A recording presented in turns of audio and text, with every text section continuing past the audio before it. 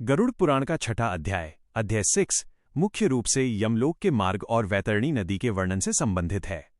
इसमें बताया गया है कि मृत्यु के बाद पापी जीवात्मा को यमदूत किस प्रकार ले जाते हैं और रास्ते में उसे किन किन कष्टों का सामना करना पड़ता है। यहाँ गरुड़ पुराण के छठे अध्याय का मुख्य हिंदी सार और कथा दी गई है। गरुड़ पुराण छठा अध्याय सार 1। यमराज के मार्ग का भयानक दृश्य। भगवान विष्णु गरुड़ जी को बताते हैं कि जो मनुष्य जीवन भर पाप कर्म करते हैं, मृत्यु के बाद यमदूत उनके गले में पाश फंदा बांधकर उन्हें यमलोक के मार्ग पर घसीटते हुए ले जाते हैं। वह मार्ग 86,000 योजन लंबा है, जहां न तो कहीं छाया है और न ही कहीं आराम करने का स्थान। वहां अन्न और जल का नामोनिशान नहीं है। पापी जीवात्मा भूख और प्यास से तड़पती हुई आगे बढ़ती है और यमदूत उसे लगातार कोड़ों से मारते हैं। 2। वैतरणी नदी का रौद्र रूप।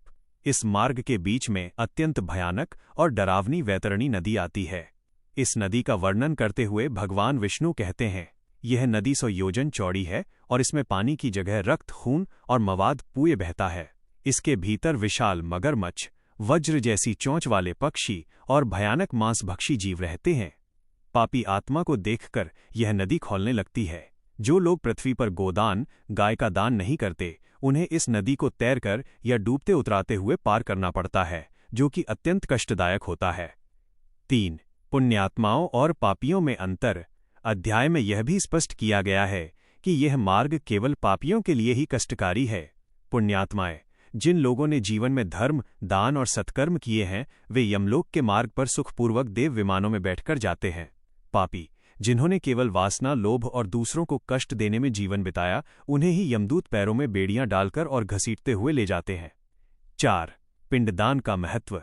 इस अध्याय में बताया गया है कि मृत्यु के बाद परिवार वालों द्वारा जो 10 दिनों का पिंडदान किया जाता है, उससे जीवात्मा को एक सूक्ष्म शरीर, यातना देह मिलता है।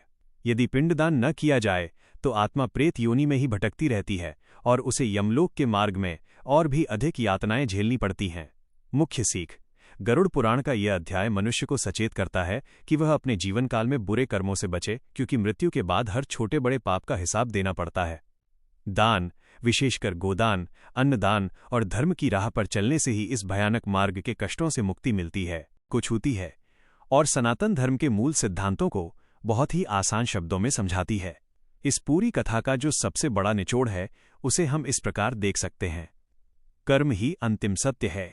इस संसार में हम जो कुछ भी कमाते हैं, चाहे वो धन हो, पद हो या प्रतिष्ठा, सब यहीं छूट जाता है। परलोक, मृत्यु के बाद की यात्रा में आत्मा के साथ न तो बैंक बैलेंस जाता है और न ही बड़े बड़े महल। वहां केवल कर्मों की पूंजी साथ जाती है। आंतरिक शत्रुओं पर विजय। भगवान विष्णु ने जो 5 शत्रुओं का उल्लेख किया, काम, अत्यधिक वासना, इच्छाएं; क्रोध, गुस्सा, जो विवेक को नष्ट करता है; लोभ, लालच, जैसा धर्मपाल को था; मोह, अंधा लगाव; अहंकार, घमंड, इन पर नियंत्रण पाना ही असल मायने में धार्मिक होना है।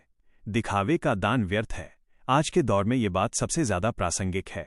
यदि हम किसी की मदद केवल अपनी वाहवाही या सोशल मीडिया पर दिखाने के लिए कर रहे हैं, तो उसका आध्यात्मिक मूल्य समाप्त हो जाता है। हरिदास का दान इसलिए महान था क्योंकि उसमें निस्वार्थ भाव और करुणा थी। एक अनमोल सीख। मनुष्य की पहचान इस बात से नहीं होती कि उसके पास कितना है, बल्कि इस बात से होती है कि उसने दूसरों को क्या दिया है। ये कहानी हमें याद दिलाती है कि हम रोजमर्रा की भागदौड़ में चाहे जितने व्यस्त रहें, लेकिन अपने भीतर की दया, करुणा और ईमानदारी को कभी मरने न दें। क्या आप गरुड़ पुराण के किसी अन्य अध्याय या मृत्यु के बाद के सफर से जुड़े किसी विशेष प्रसंग के बारे में विस्तार से चर्चा करना चाहते हैं?